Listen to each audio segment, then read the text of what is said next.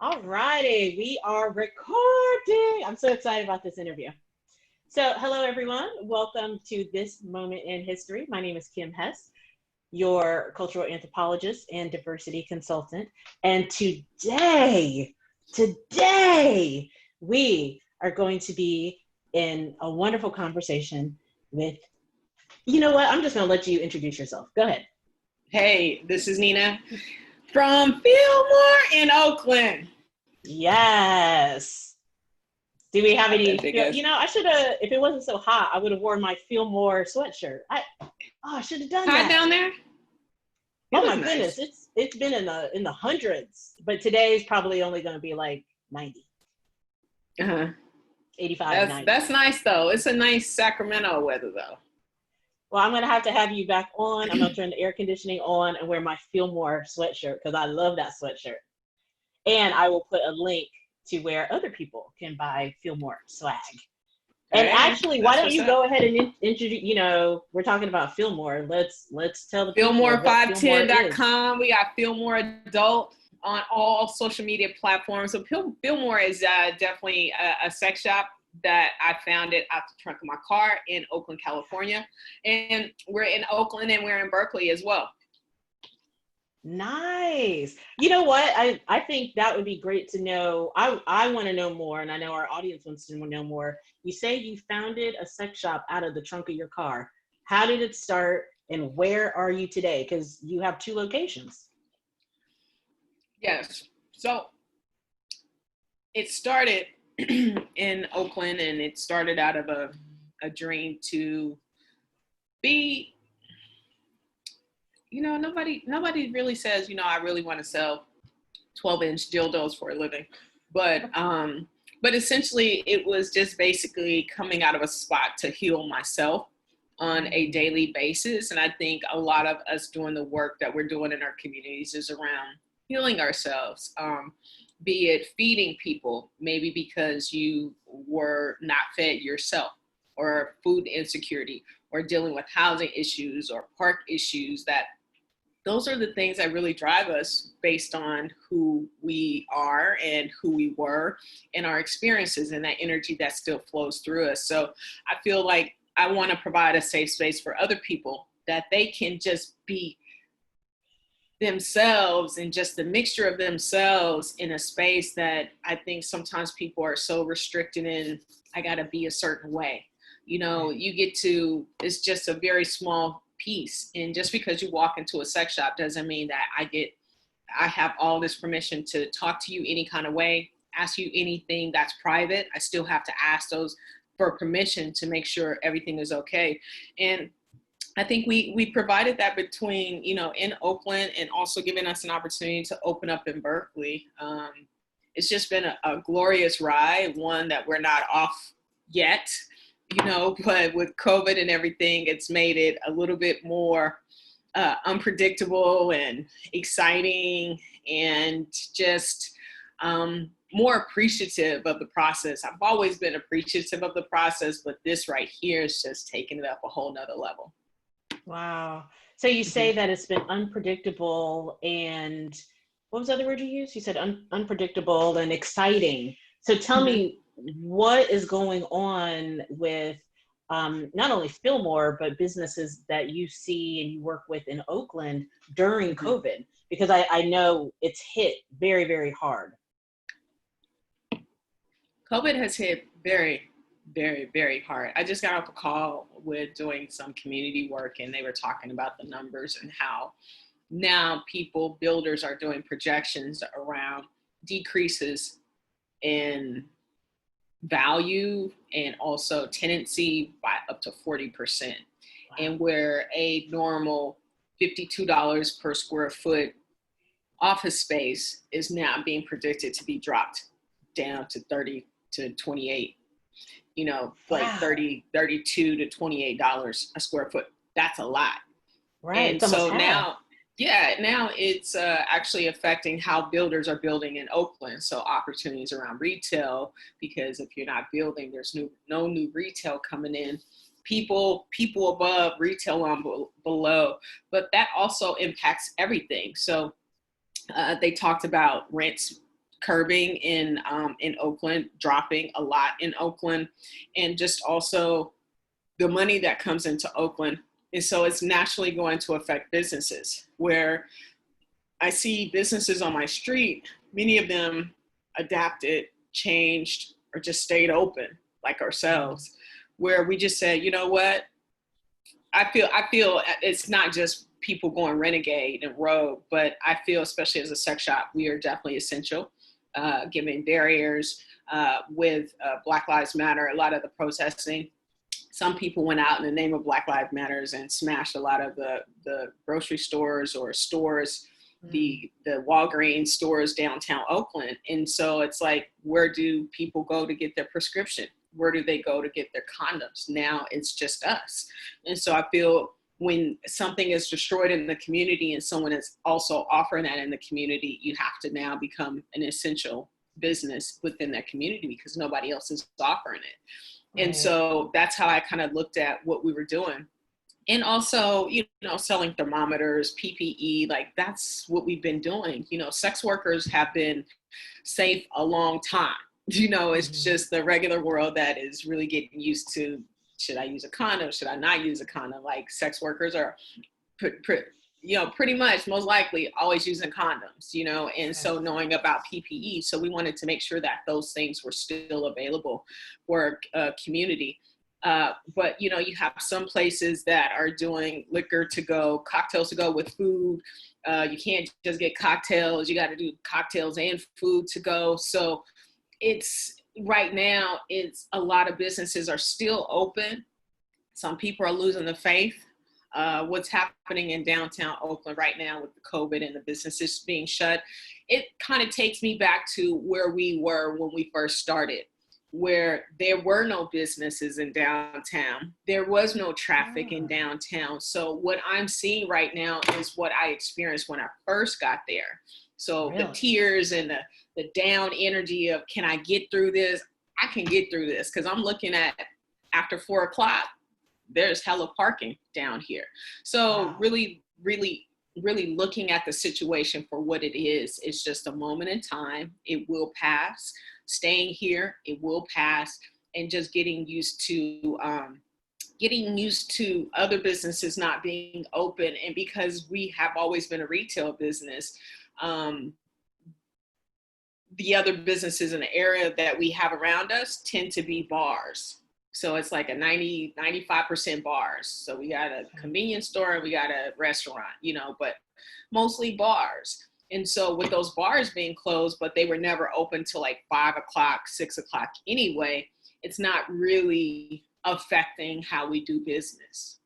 Okay. The only thing is we're not getting that consistent walk-by traffic, but we're also having, when people come to us, they're buying. Like yesterday, I sent a customer away. I sent them away, like I banished them because they wanted a dildo, but they hadn't put the dildo behind the harness in the harness. They put it in front of the harness, pushed it in.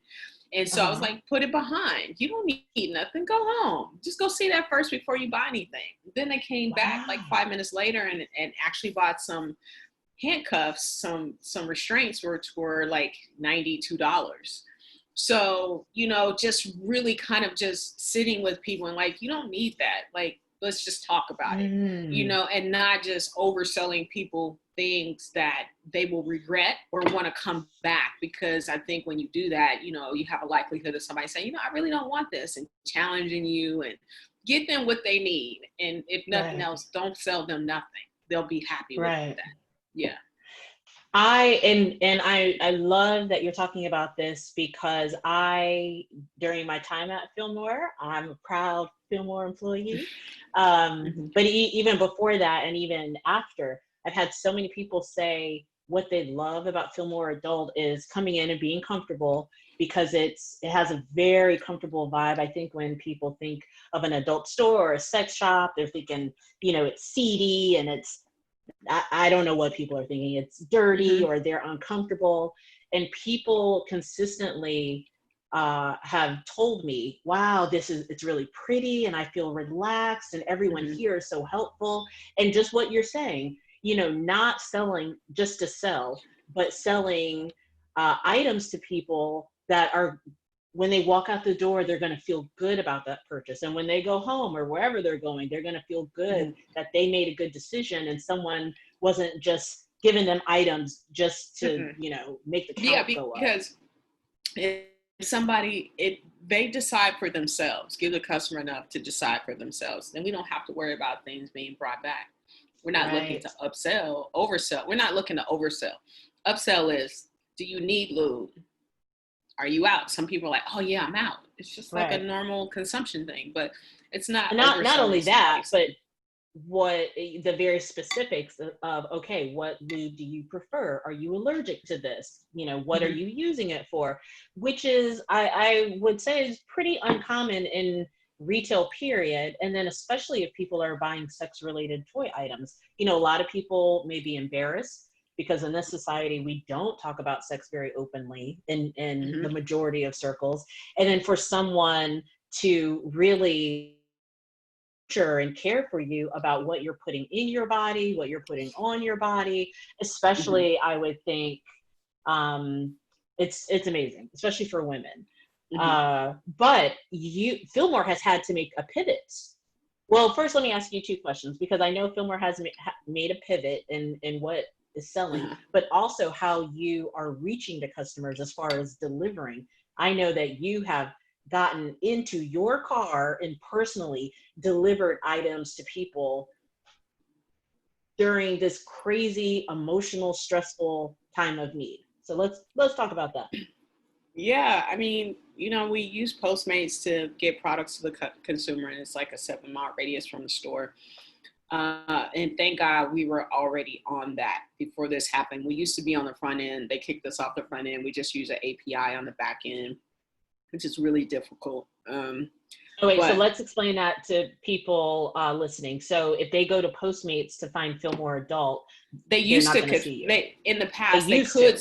Yes, they could see us, but now they can't see us. But now what you do is at the checkout on our webpage, if that product is available, it gives you a Postmates option. Yeah.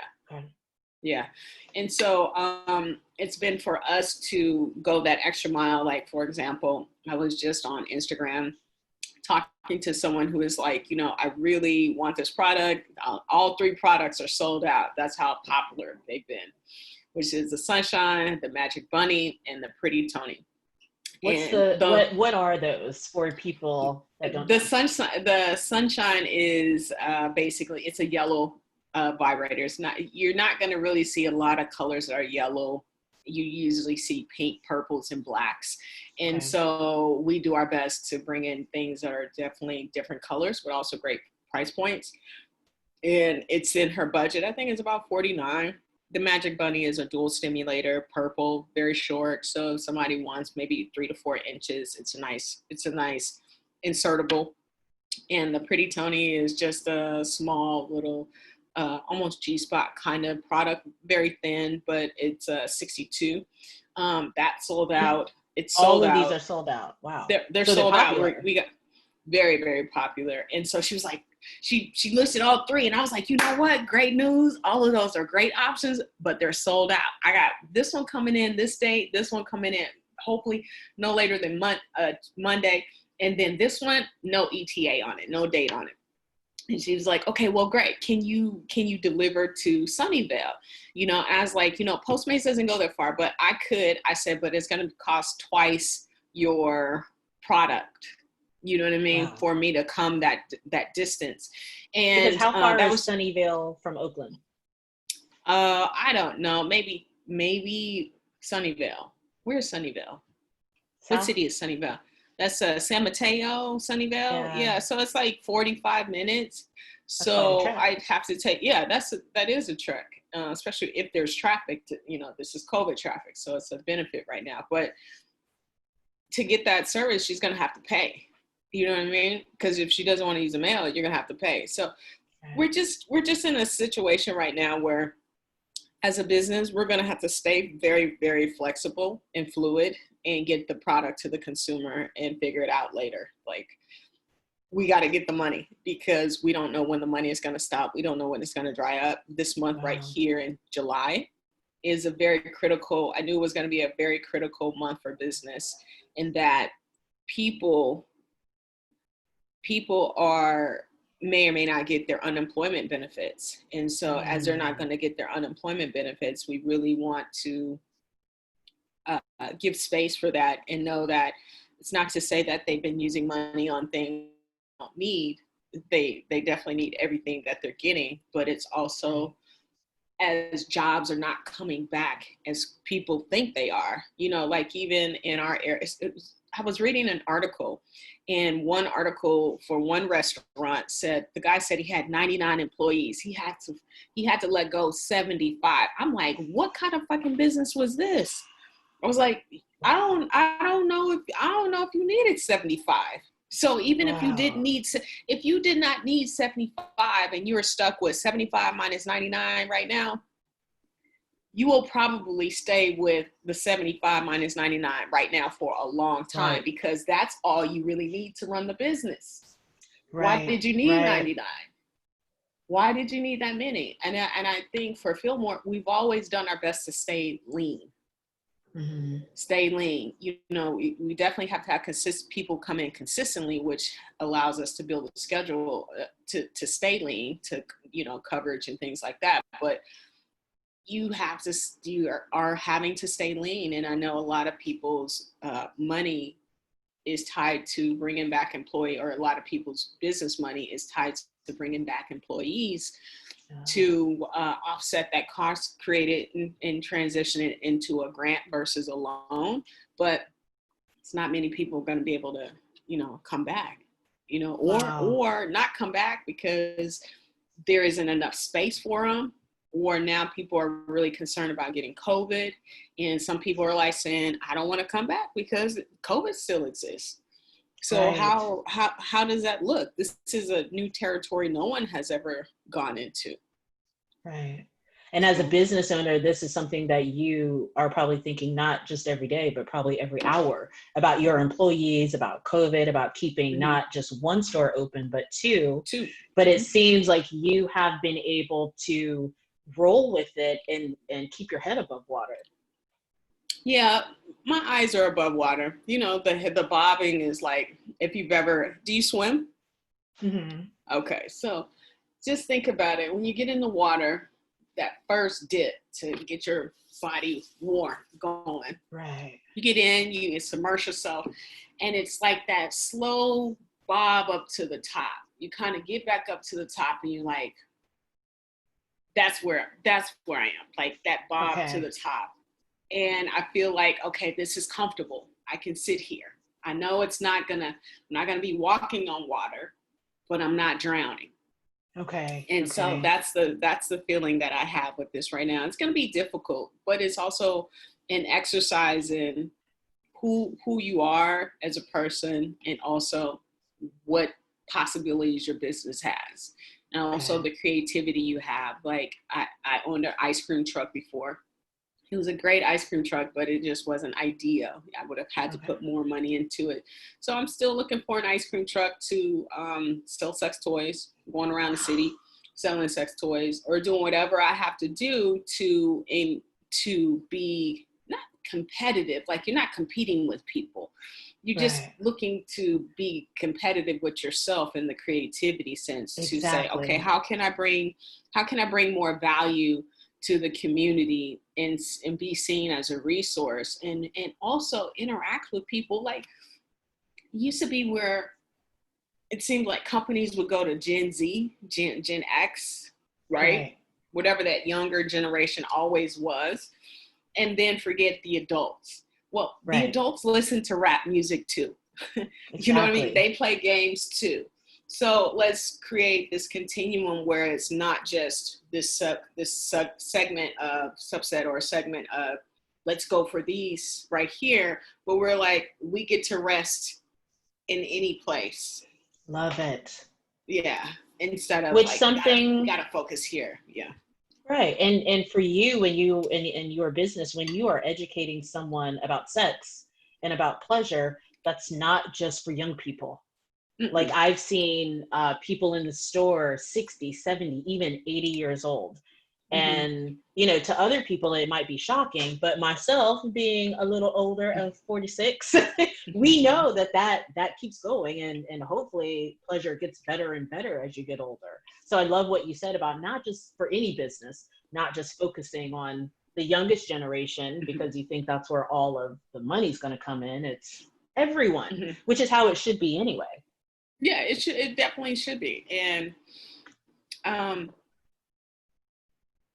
yeah, it definitely should be where you're focusing on a lot more than just to get people's money. Like during in downtown Oakland for Black Lives Matter, I was giving out condoms. Or as people were doing the caravans in the street with the cars, I put our sandwich board, still had your writing on it at the time, in the street. It was like, yay, going to the board. Like, this is an opportunity because we're not getting it other ways. Right. And so when I gave those condoms to someone, they were like, oh no, we're together. I was like, I said, give them to somebody else in your life that needs it. They were like, you're right.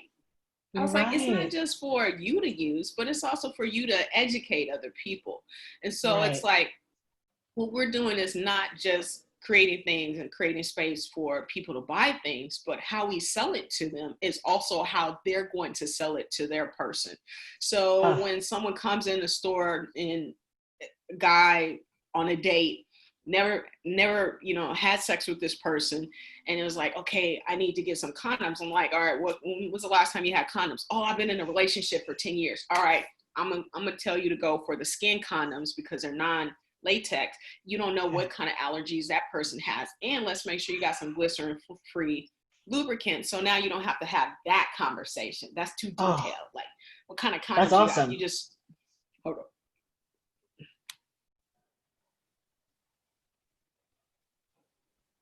Always working, huh? So you don't have to tell them like, oh, well, what kind of condoms do you like? What kind of lube do you like? You just say, I got it covered.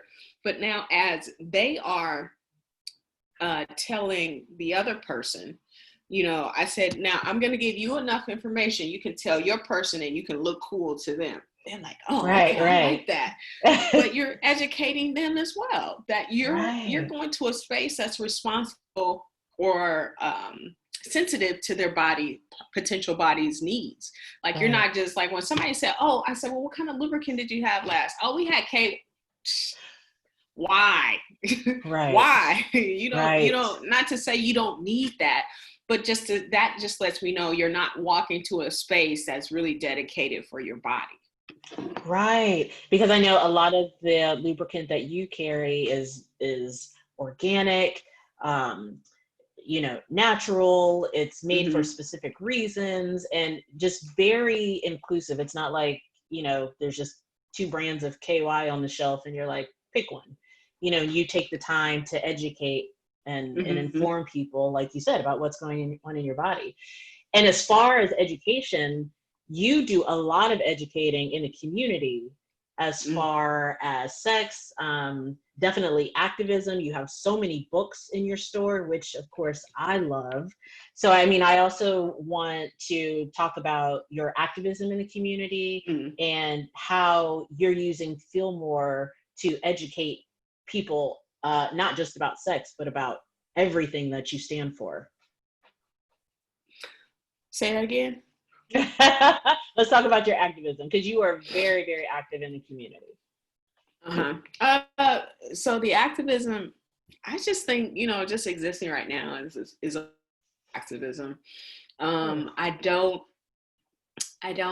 you know, march with a particular faction. I just march.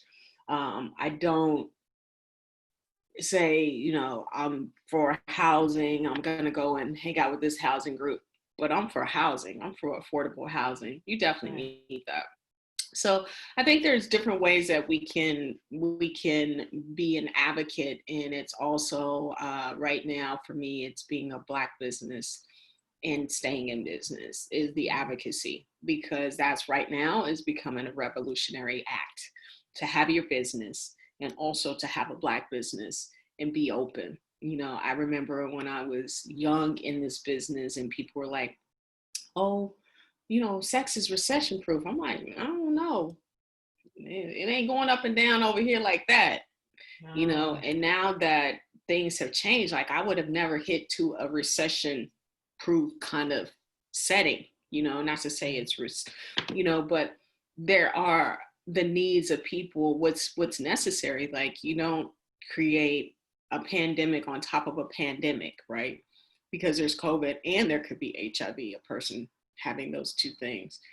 Can you imagine a person who has HIV being okay with PrEP and then getting COVID and then being susceptible to the same things that that drug is to, or the antiviral medicine is stop, you know what I mean?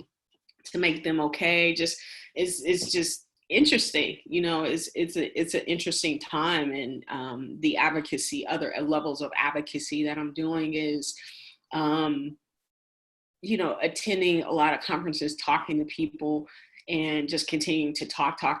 And then also in the articles that we're in, just to continue to talk about business and also talk about safe sex as well.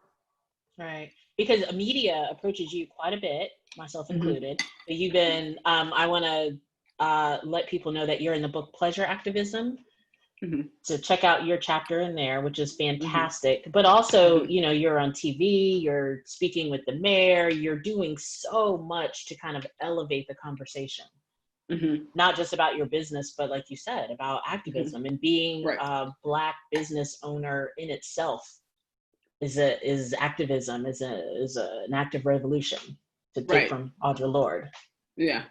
And speaking of activism, you and your partner just took a trip to Portland, and you were telling me about all the activism going on there, and you were right in the middle of it. Yeah, we were actually in we were actually in the middle of it. It was beautiful to see. You know, I saw Riot Ribs, which was a food tent area. Did you hear about them? Have you heard about them? I read about it in the Washington Post, but tell everybody what Riot so you got to Ribs send me that article, but basically just to see them, like, you know, they needed a little bit more ribs, but maybe that's how they do their ribs in Portland. But, you know, when I saw Riot Ribs, I was like, what's this? But it's a tent where they were actually just taking donations to feed people, you know, and they would do ribs, or barbecue stuff. And I was like, okay, all right. And I read that they even have a seasoning, but and they got a Venmo. Oh, good. Okay, so Riot Ribs, they have a Venmo, and what their activism is they're giving out ribs, they're giving out food to protesters, correct? And I even read yesterday they had a vegetarian option, and I was like, that's pretty great. Like, you're already giving away food, sustenance for people that are protesting, but then you also give them a choice in case someone doesn't eat pork. Right, and also for feeding homeless people in the area. Oh, wow. You know, is that they do that as well? Night, yeah, oh, for sure. And then one day, I guess the city shut down the park, because this is where everybody would, you know, converge on. They shut down the park and they destroyed their tent. So they took all their shit. So who took the police? The city. The city. It's the city. So they close the park. So closing the park, you close everything in the park. Just like that business right there, out of this could actually go into a brick and mortar, depending on how great it is. Right. You know, at the end of everything, and people are going to remember their story. Their story is to feed the spirit of people. You know, that's amazing. Yeah. So tell me about your time in Portland, because you didn't go specifically for the protest, but you ended up booking a hotel close by and was like, what's going on? Yeah, so how did it feel? It felt great. You know, you saw a lot of the businesses close. It's a mirror of society right now for what's happening.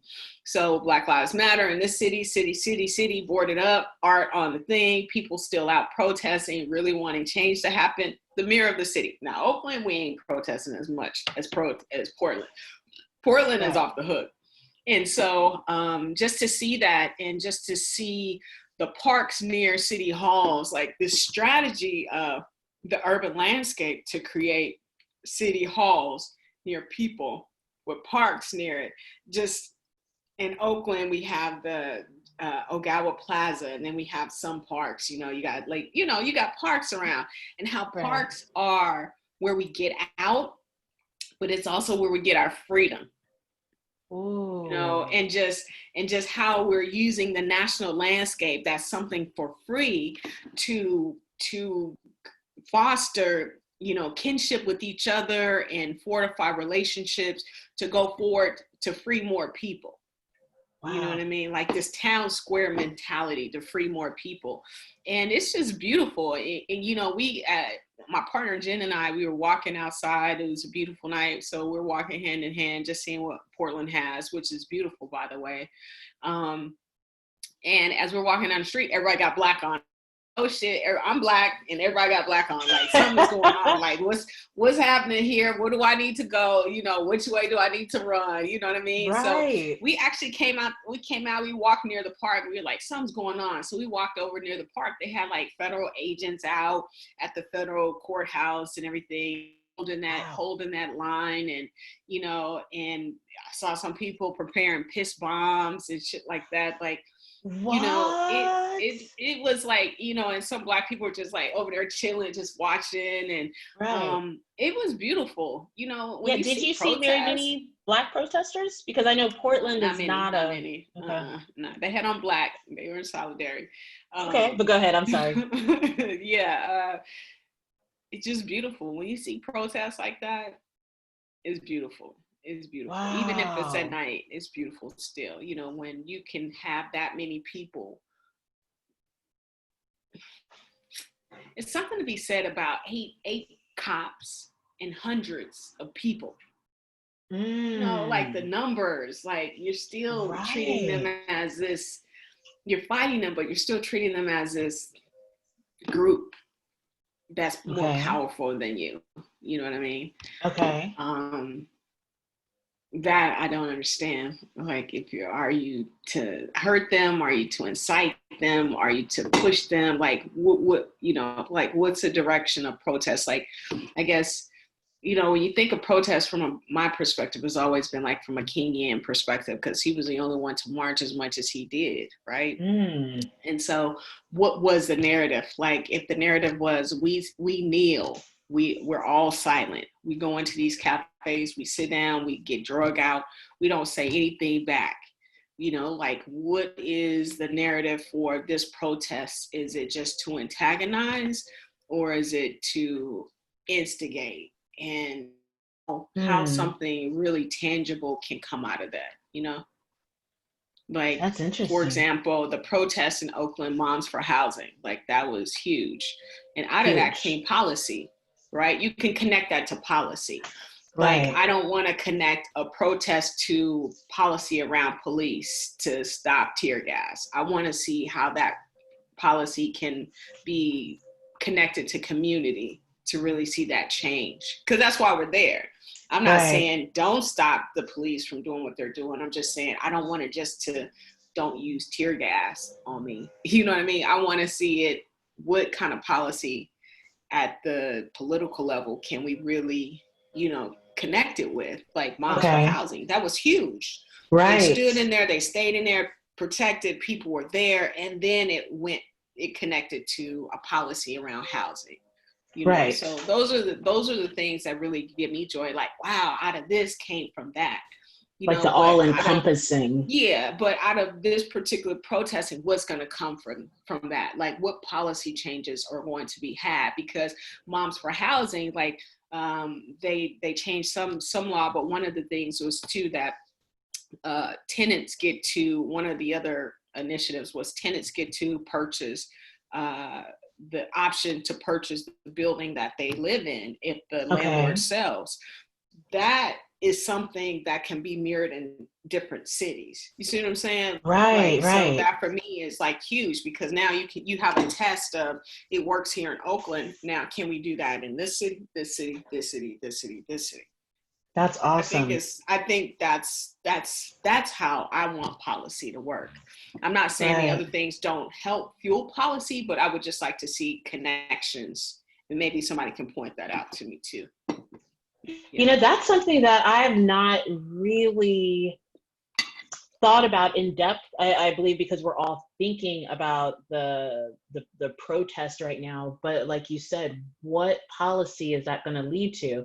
And do you have any thoughts? Do you think that all of the protesting that's been going on since George Floyd's murder will lead to policy affecting, I don't know, let's say the police? Like, do you think overall all of the protests will have some policy impact? Do you feel like our politicians and community leaders are using the protests as discussion to further the good of the community?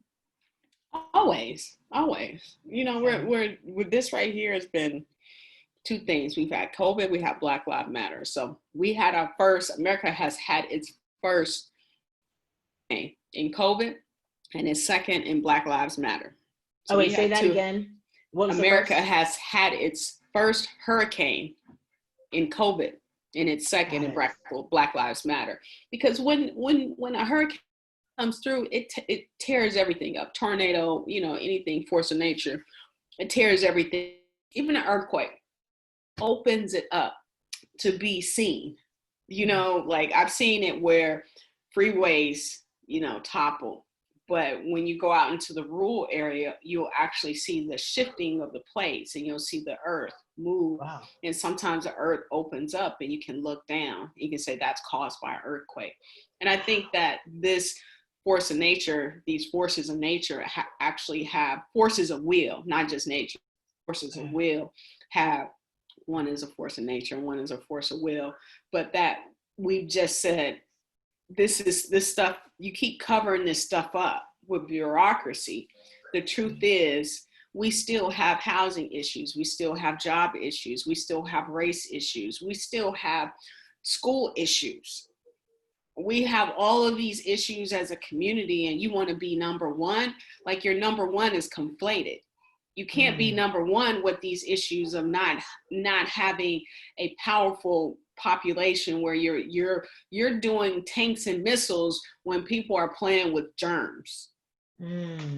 So I think our politicians have continued to follow along with the script and the narrative, and you're going to have an uprising. You're going to have more than an Ocasio. You're going to have more than 2 or 3 people to really kind of shift things. You're going to have to actually move out the older people, and I don't mean in age, I mean in time in the office. If somebody has had 20 years and they now get their pension, their full-time benefits pension after, you know, if they were to leave office, they need to leave office now. You need to leave office. San Francisco has the mayor has a term. The council people have a term. Oakland, mayor has a term. Council people don't have a term. Oh. We can't get shit done. I did not know that. So who wants to vote for the charter to change that, to take away their job? You know what I mean? Right. If they're self-serving, they're not going to. But if they care about the community, then definitely. For sure. I can serve the community in another way. I mean, that's how I would think. They're like, I don't want no regular job. Exactly. And the loss of power. It's, you know, being on a city council, especially for a city like Oakland, that's a lot of power. Just like in Congress, that's a lot of power that a lot of our politicians do not want to give up. I'm not saying that some of them aren't there to serve their constituency, but I'm saying most of them are there for the power. Right? Oh, fantastic. I always love talking to you. You have like the most amazing insight. I'm waiting on you to run for office. I ain't running. They ain't gonna put no strip clubs up in the office. You never know. You know, most politicians really like, I'm eating oatmeal, y'all. Most politicians enjoy the fight. You know what I mean? The lead up. Yeah. There's nothing like a lead up in sports, but in boxing.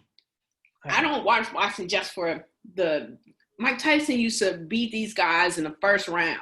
Okay. But it was the lead up all over here.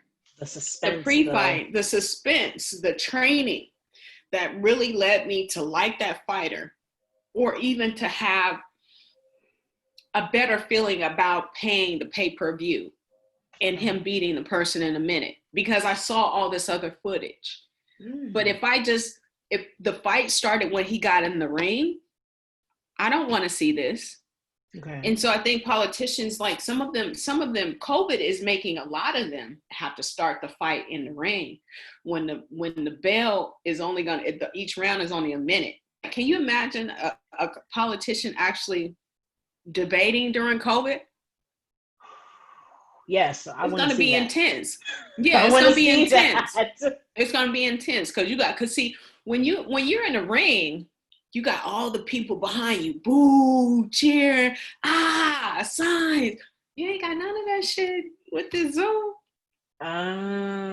You ain't got. Well, how you gonna go to a candidate forum? Everybody can go to a candidate forum. It look like 1,000 people, but that 1,000 people may not be in the state or in your district that you're voting for. So it's like, how do you really get an accurate number of who's really there, who can vote for you? Support is one thing, but who can really vote for you? And now with COVID, it's like, I'm looking around, it don't even look like an election. What are you going to tell people? How you going to roll up to somebody's house? How you going to roll up to somebody's house? Be like, 6 feet away with the mask.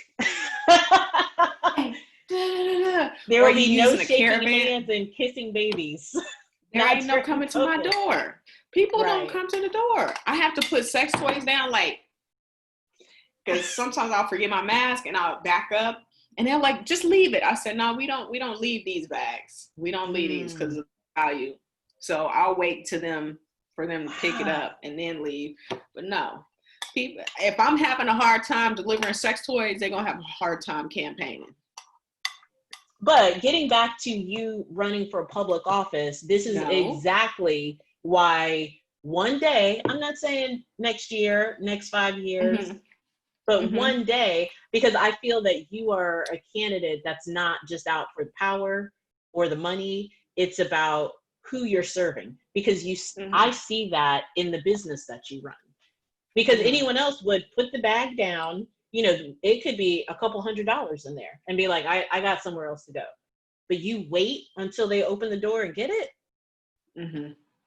And I feel like this could be, all of the skills you have now could be transferred into the political arena, which you are already so much involved in. I'm just putting it out there. I'm gonna just say this. When I run, I'm running for mayor.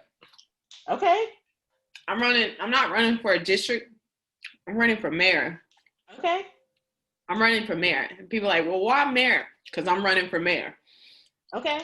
That's why. You don't need in my business, from what I'm doing to 10 years, I had to start at the bottom. I think you have to also instill in people that they can start at the top. Like, the work that I've done already has prepared me to be mayor. This work, I don't have to start at school board. I ain't got no damn kids. Right. Right. Everybody like, I'm gonna start a school board to get my feet wet because I'm gonna do something don't nobody else really want to do. Some people, school board, yeah, I get it.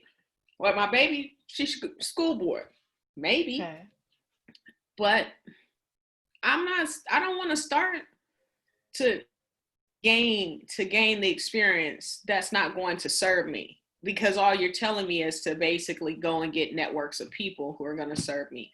But if I'm doing it for the people, I should be networking with the people and not and it's just like, you need to have I think in politics, from what I understand, is you need people to respect your no's and to respect your yeses. And so when I say yes, they get excited. And when I say no, they get excited as well.